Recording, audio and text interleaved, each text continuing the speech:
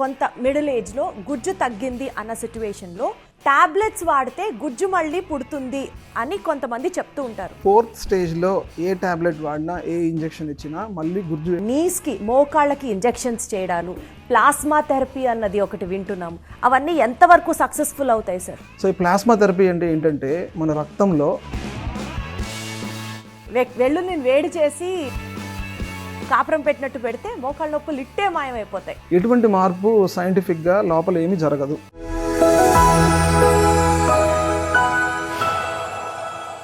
ఇది కేవలం సమాచారంగా మాత్రమే భావించండి. వైద్య నిపుణులను సంప్రదించండి. గుజ్జు అంతా అయిపోతుంది 4th స్టేజ్లో అనేసి, ఆ గుజ్జు అనేది తగ్గుతూ ఉన్నా లేకపోతే కంప్లీట్గా అయిపోతే సరే మీరు చెప్పినట్టు joint replacement surgery, knee replacement surgery అని అన్నారు. అలా కాకుండా కొంత మిడిల్ ఏజ్లో గుజ్జు తగ్గింది అన్న సిచ్యువేషన్లో టాబ్లెట్స్ వాడితే గుజ్జు మళ్ళీ పుడుతుంది అని కొంతమంది చెప్తూ ఉంటారు. అసలు అది నిజమే అంటారా సార్? టాబ్లెట్స్ వాడితే గుజ్జు ఫామ్ అవుతుందా, లేకపోతే ఫామ్ అయిపోయిన గుజ్జు మళ్ళీ రాదు అని ఇంకొంతమంది చెప్తారు. ఇందులో ఏది కరెక్ట్, ఏది తప్పు?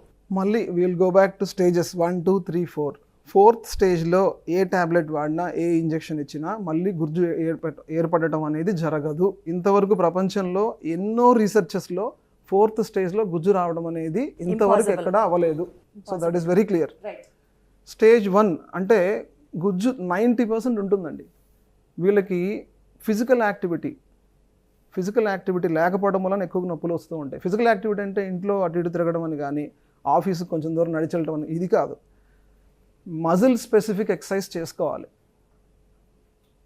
మోకాలు ఒకటే కాకుండా బ్యాక్ బోన్ నుంచి స్టార్ట్ అవుతుంది, ఈ పొట్ట కండరాల నుంచి స్టార్ట్ అవుతుంది. ఇవన్నీ టోనప్ చేసినట్లయితే వెయిట్ డిస్ట్రిబ్యూషన్ మనం నడిచేటప్పుడు డైరెక్ట్గా జాయింట్ ఆ పార్ట్కి కాకుండా కండరాల ద్వారా కూడా వెయిట్ డిస్ట్రిబ్యూట్ అయినట్టయితే, పూర్తిగా ఎముకల ద్వారా కాకుండా పైనుంచి కిందకి చాలా మార్పు ఉంటుంది. ఇవన్నీ చిన్న చిన్న ఎక్సర్సైజెస్, కానీ ప్రతిరోజు ఒక 30 to 40 minutes స్పెండ్ చేస్తే బాగుంటుంది. మీరు అడిగిన క్వశ్చన్కి టాబ్లెట్స్, ఇంజెక్షన్స్ ఇస్తే గుజ్జు వస్తుందా రాదా, ఇది అబద్ధమా నిజమా అనేది, గుజ్జు రావడము అనేది ఎవిడెన్స్ అయితే ఎక్కడా లేదండి.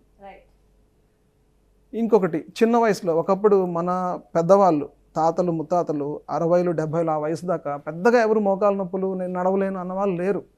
సో దానికి మేమేమనుకుంటామంటే ఆహారంలో మార్పు, వాళ్ళ ఫిట్నెస్, వాళ్ళ ఎక్కువ వృత్తి ఏముండేదండి, వ్యవసాయం ఉండేది. సో వాళ్ళ ఫిట్నెస్ మనకి ఏసీ రూముల్లో కూర్చొని ఉద్యోగాలు చేసుకుంటూ ఈ రకంగా ఉండే వాళ్ళకి చాలా వ్యత్యాసం ఉంది. ఇప్పటికి కూడా ఒక రైతుకు ఉన్న ఫిట్నెస్, వ్యవసాయం చేసే రైతు కూలీలు, రైతులకు ఉన్న ఫిట్నెస్ ఈ సిటీస్లో ఎయిర్ కండిషన్ రూమ్లో ఉండి ఉద్యోగాలు చేసే వాళ్ళకి ఉండదు. ఓకే, గుజ్జు గురించి చెప్తాను. గుజ్జు గురించి టాబ్లెట్స్ వేసుకుంటే గుజ్జు ఏర్పడిన ఆనవాళ్ళు ఎక్కడా లేవు, ఏ దశలో అయినా సరే. ఇంజెక్షన్స్ ఉన్నాయి, పిఆర్పి ఇంజెక్షన్స్ గుజ్జు పడుతుంది, టాబ్లెట్లు వేసుకుంటే డాక్టర్లు ఇస్తారు. అది అరిగే దశ కొంచెం లెసన్ చేయొచ్చండి. ఆ రేట్ వేరంటే రేట్ కొంచెం తగ్గించవచ్చు. కాండ్రో ప్రొటెక్టివ్ అని అంటాము, రేట్ తగ్గించడానికి కుదురుతుంది. తద్వారా కొంతమందికి నొప్పి తగ్గుతుంది. గ్రేడ్ 1లో ఒక 100 మందికి ఈ గుజ్జు అరిగిపోయే టాబ్లెట్లు ఇచ్చినట్టయితే ఒక 50 to 60% గుజ్జు వచ్చినట్టు ఎవిడెన్స్ లేదు, కానీ నొప్పులు తగ్గుతున్నాయి వాళ్ళకి. కరెక్ట్. అప్పుడు గుజ్జు పట్టేసిందేమో అని ఫీల్ అయిపోతూ ఉంటారు. సో కారణం ఏదైనా కానివ్వండి, వాళ్ళు సంతోషంగా ఉన్నారు, వాళ్ళ నొప్పులు తగ్గుతున్నాయి, వాళ్ళ యాక్టివిటీస్ ఈజీగా అవుతున్నాయి. సో కొన్ని అర్థము కానీ ఇప్పటికి కూడా రీసెర్చ్లో పేషెంట్కి ఉపయోగపడే కారణాలు ఉన్నాయి. కాబట్టి ఎర్లీ స్టేజెస్ 1, 2లో ఆ టాబ్లెట్లు వాడటం వలన బెనిఫిట్ ఉన్న వాళ్ళు అవి కంటిన్యూ చేయడమే కరెక్ట్. ఇంకొకటి, 40 ఏళ్ల వయసులో, అంటే అప్పటికి ఇంకా కుటుంబం బాధ్యతలు చాలా ఉంటాయి. 40 ఏళ్ల వయసులో మోకాళ్ళు స్టేజ్ 3కి వెళ్ళిపోయినాయి.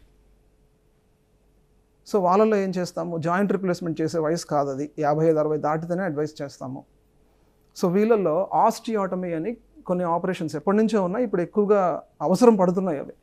ఆస్టియాటమీ అంటే ఏంటంటే, ఇది వినండి జాగ్రత్తగా, మోకాలు కీలు మార్పిడి చెయ్యము, కానీ ఒకవైపు అరుగుతుంది. మోకాలను 2 భాగాలు అనుకున్నట్లయితే ఇన్నర్ హాఫ్, లోపల సగం బయట సగం, అరిగిన వైపు గుజ్జు అరిగిపోయిన దాని మీద నడిచేటప్పుడు బరువు పడకుండా ఆస్టియాటమీ అంటే మోకాలు కింద ఎముక కొంత కట్ చేసి యాక్సిస్ కరెక్షన్ చేసే ఆపరేషన్ అనమాట ఇది.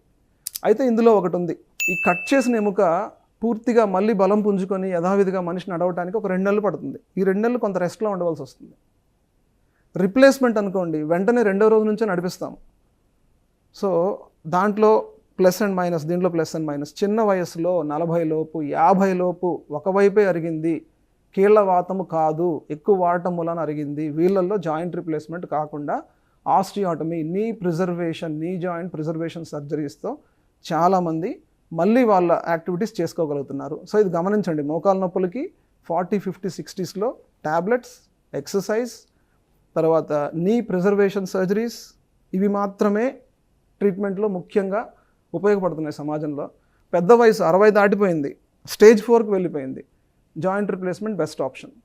ఇంకొకటి కూడా నేను చెప్పదలుచుకున్నాను, ప్రతిదానికి జాయింట్ రిప్లేస్మెంట్, ప్రతిదానికి నీ ప్రిజర్వేషన్ కాదు. నొప్పి తట్టుకునే శక్తి, థ్రెష్ హోల్డ్ ఉంటుంది కొంతమందికి. ఓ చిన్న దోమ కుట్టింది అనుకోండి, ఎక్కువ మంది పట్టించుకోము, ఇట్లా అంటాం. కొంతమంది వైలెంట్గా రెస్పాండ్ అవుతూ ఉంటారు, అమ్మో దోమలు ఉన్నాయి ఇక్కడ కూర్చోలేము మేమని. సో పెయిన్ థ్రెష్ హోల్డ్ ఎక్కువ ఉంటుంది వాళ్ళకి. సో పెయిన్ థ్రెష్ హోల్డ్ తక్కువ ఉన్న వారికి స్టేజ్ 4లో ఉన్నా సరే తప్పనిసరిగా రిప్లేస్మెంట్ అవసరము లేదు. వాళ్ళ శరీర తత్వాన్ని బట్టి అవసరమైతే చేయించుకోవాలి. నీస్కి, మోకాళ్ళకి ఇంజెక్షన్స్ చేయడాలు, ప్లాస్మా థెరపీ అన్నది ఒకటి వింటున్నాము, అవన్నీ ఎంతవరకు సక్సెస్ఫుల్ అవుతాయి సార్? ప్లాస్మా థెరపీ ప్రపంచవ్యాప్తంగా యూజ్ చేస్తున్నారు ఇప్పుడు లాస్ట్ 5 max 10 years లోపు నుంచి.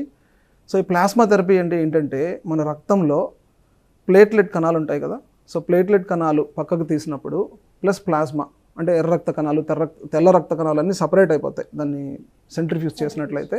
ఈ మిశ్రమం తీసుకొచ్చి ప్లాస్మా రిచ్ ప్లేట్లెట్ అవి తీసుకొచ్చి మోకాల్లోకి ఒక ఇంజెక్షన్ ద్వారా ఎక్కిస్తాం, ఎవరిది వారికే. సో అది సేఫ్ అన్నది చాలా మంది ఎక్కువ ఇంక్లైన్ అవుతున్నారు ఆ పద్ధతికి. Yeah, safe. ఇది ఫస్ట్ అండ్ సెకండ్ స్టేజెస్లో డెఫినెట్గా పనిచేస్తుంది. అది ఎక్కించుకోవడంలో ఎటువంటి ఇబ్బంది లేదు. కానీ ఒక ఇంజెక్షన్తో అవ్వకపోవచ్చు, అంటే ఆ డోస్ సరిపోకపోవచ్చు. రెండవది 100% అందరికీ పనిచేస్తుందన్న ఆలోచనతో ఉండద్దు. ఎవరిది వాళ్ళకే ఎక్కిస్తున్నాం కాబట్టి రియాక్షన్స్ వచ్చే అవకాశం పెద్దగా ఉండదు. ఎవరి బ్లడ్ వాళ్ళదే ఎక్కిస్తున్నాం కాబట్టి. స్టేజ్ 3, స్టేజ్ 4లో, ముఖ్యంగా స్టేజ్ 4లో ఈ ప్లాస్మా, పిఆర్పి ఎటువంటి ఫలితము ఉండదు. సో ఇనీషియల్ స్టేజెస్లో ఏదన్నా చేస్తే మంచిది, అది కూడా అందరికీ వర్క్ అవ్వకపోవచ్చు. So you have plus and minus to that as well. ఆ క్లారిటీ తోటి వెళ్ళాలి ఆ ఇంజెక్షన్కి. అది కూడా ఒకదాంతో సరిపోదు, అది depends on the person to person, వాళ్ళ సిచ్యువేషన్ వేరీ అవుతుంది. రైట్ సార్, ఇప్పుడు నీ మోకాళ్ళ నొప్పులకి సంబంధించి యంగ్స్టర్స్కి ఎందుకు వస్తాయి, ఎల్డర్లీ పీపుల్కి ఎందుకు వస్తాయి, ఏం చేస్తే మనం ప్రివెంట్ చేయొచ్చు, ఏం చేస్తే దాన్ని మనం తగ్గించుకోవచ్చు నొప్పి, ఈ విషయాల గురించి డిస్కస్ చేసాం. అయితే ఇందాక మీరు ఎలా అయితే వీకెండ్ వారియర్స్ అన్నారో, అలా ఇప్పుడు యూట్యూబ్ వచ్చేసిన తర్వాత సార్ ప్రతి ఒక్కళ్ళు హెల్త్ కన్సల్టేషన్స్ ఇచ్చేస్తున్నారు. ఎన్ని ట్రీట్మెంట్స్ అవైలబుల్ ఉన్నాయంటే, నేను కొన్ని ట్రీట్మెంట్స్ నోట్ చేసుకున్నాను సార్. అవి ఆ చిట్కాల రూపంలో చక్కగా మనం ఇంట్లో ఫాలో అయితే తగ్గిపోయాయి అని సంతోషపడే వాళ్ళు ఉన్నారు, పాపం అలా చేస్తూ చేస్తూ ఆ సిచ్యువేషన్ని ఇంకా వర్సన్ చేసుకున్న వాళ్ళు ఉన్నారు. సో దీనికి సంబంధించి నాకు మీరు కొంచెం క్లారిటీ ఇవ్వాల్సి ఉంటుంది. నేను కొన్ని పాయింట్స్ చెప్తాను సార్, అవి కరెక్టా తప్పా చెప్పండి, ట్రూ ఆర్ ఫాల్స్. ఒక చిన్న ర్యాపిడ్ ఫైర్ లాగా ఒక్క వెల్లుల్లి చాలు, మోకాళ్ళ నొప్పులన్నీ మాయమైపోతాయి. వెల్లుల్లిని వేడి చేసి గుడ్డలో కట్టి ఇట్లా పెట్టుకుంటారు కదా సార్, కాపురం పెట్టినట్టు పెడితే మోకాళ్ళ నొప్పులు ఇట్టే మాయమైపోతాయి, ఏ టాబ్లెట్ అవసరం లేదు. ఏం చెప్తారు? వెల్లుల్లికి, మోకాళ్ళ నొప్పికి, అంటే మోకాళ్ళ నొప్పి రిలీఫ్కి ఎటువంటి సైంటిఫిక్ లాజిక్ లేదు. ఇది ఏంటంటే, వేడి నీటితో కాచిన వేడి పదార్థం ఏదైనా, మనం భరించగలిగే వేడి ఏదైనా పెట్టినప్పుడు కొంతవరకు సూతింగ్, కొంత బెటర్గా ఫీలింగ్ వస్తుంది తప్ప ఎటువంటి మార్పు సైంటిఫిక్గా లోపల ఏమీ జరగదు. పర్మనెంట్ కాదు, ఆ క్షణం ఆ రోజు బాగుంటే బాగుండొచ్చు అంతే, అండర్లైన్ కాజ్ ఏమీ తగ్గదు. అదే సార్, మునక్కాయ అసలు మన కిచెన్ మహారాజ్. జుట్టు దగ్గర నుంచి, స్కిన్ దగ్గర నుంచి, మోకాళ్ళ నొప్పుల దగ్గర నుంచి ఏదైనా సరే మునక్కాయ కాచి ఆ నీళ్ళతో, మోరింగా లీవ్స్ అంటారు కదా సార్, మునక్కాయ ఆకుల్ని మనం పొద్దునే కషాయం లాగా మరిగించి ఆ ఒక సొల్యూషన్ కనుక తీసుకుంటే సర్వరోగ నివారణి. అందులో మోకాళ్ళు ఏంటి, ఇంకేదన్నా సరే. అంటే పూర్తిగా ఆయుర్వేదం ఆ డెప్త్ నాకు ఐడియా లేదు. డెఫినెట్గా ఆయుర్వేదం అనేది అందులో రీసెర్చ్ జరిగి ఇది వాడినందు మూలన ఇటువంటి మార్పులు వస్తున్నాయి శరీరంలో, తద్వారా మీకు లాభం కలుగుతుంది ఎవరికైనా సరే. అలా రీసెర్చ్ చేసి ప్రూవ్ చేయగలిగినప్పుడు ఆయుర్వేదాన్ని మించిన వైద్యము లేదు. నేను అలోపతి డాక్టర్ని, ఈవెన్ దెన్ నేను ఈ మాట గట్టిగా చెప్తున్నాను. ఆయుర్వేదంలో రీసెర్చ్ జరిగి సైడ్ ఎఫెక్ట్స్, ఎలోపతిలో కొన్ని సైడ్ ఎఫెక్ట్స్ వస్తూ ఉంటాయి కదా కొన్ని మెడిసిన్స్కి, అలా లేవని మనకు ప్రూవ్ చేసుకోగలిగినాడు ఆయుర్వేదాన్ని మించిన వైద్యం లేదు. కానీ ఇప్పటికీ మోకాల నొప్పులకి మళ్ళీ సేమ్ థింగ్, లాస్ట్ స్టేజెస్లో మొరింగా లీవ్స్తో ఎటువంటి ఉపయోగం ఉండదు. సో ఎర్లీ స్టేజెస్లో కొంతమంది హ్యాపీగా ఉంటే ఉండొచ్చు, కానీ దీనికి సైంటిఫిక్ బేస్ ఏంటనేది నేను చెప్పలేను, నాకు తెలియదు. కలబంద గుజ్జు రోజు క్రమం తప్పకుండా తీసుకుంటే మోకాళ్ళ గుజ్జు ఫామ్ అవుతుంది. కలబంద యాక్చువల్గా నేను ఎక్కువ అంటే మనందరం టీవీ యాడ్స్ చూస్తాం కదా, స్కిన్ బెటర్గా అవడానికి కలబంద ఇదంతా ముఖానికి చేతులకి రాసుకుంటూ ఉంటారు. కొంచెం బంకగా జిగురులాగా ఉంటుంది, అందుకని అది రాసుకోగానే అదే జిగురు మోకాల్లో వస్తుందని కొంతమంది అనుకుంటున్నారేమో. దాంతో ఎటువంటి ఫలితము లేదు. సోంపు గింజల్ని మరగపెట్టి ఆ లిక్విడ్ తీసుకున్నా, లేకపోతే నిమ్మకాయని బాగా ఉడికించి నిమ్మకాయని కానీ మనం తీసుకున్నా సరే మోకాళ్ళ నొప్పులు ఒక 20 రోజుల్లో మాయమైపోతాయి. లేదండి, ఎటువంటి ఫలితం ఉండదు. ఒకవేళ ఉన్నా టెంపరీగా కొన్ని రోజులు ఉండొచ్చు, కారణం తెలియదు. లాంగ్ టర్మ్ పర్మనెంట్ రిలీఫ్ అనేది ఇవేవి మీరు అడిగిన ఏవి కూడా ఇవ్వలేవు. సో మీకు గనక ఇలాంటి చిట్కాలు మీరు కూడా పాటిస్తున్నట్లయితే, ఇవి కాకుండా ఇంకేమన్నా సరే చిట్కాలు అంటే వాటికి బేసిస్ లేకుండా మీరు బ్లైండ్గా ఫాలో అవుతూ ఇంకా నొప్పి తగ్గలేదు అని బాధపడుతుంటే మాత్రం ఇప్పటికైనా అవన్నీ ఆపేసి ఇమ్మీడియట్గా ఒక డాక్టర్ని అప్రోచ్ అయ్యి డాక్టర్ సలహా తీసుకుంటే డెఫినెట్లీ లైఫ్ బెటర్ అవుతుంది అని మాత్రం చెప్పగలను సార్ మీతో మాట్లాడిన తర్వాత. డెఫినెట్లీ. ఇంకొకటండి, నేను మొన్న ఈ మధ్య ఒక 2 పేషెంట్స్ని చూశాను. ఈ చింత గింజలు ఉంటాయి చూడండి, ఆ చింత గింజలు బాగా వేడి చేసి కాపడంలాగా పెట్టుకుని ఆ వేడికి బొబ్బలెక్కి వచ్చిన వాళ్ళు ఉన్నారు. అంటే వాళ్ళ నొప్పి అంత తీవ్రంగా ఉందన్నమాట.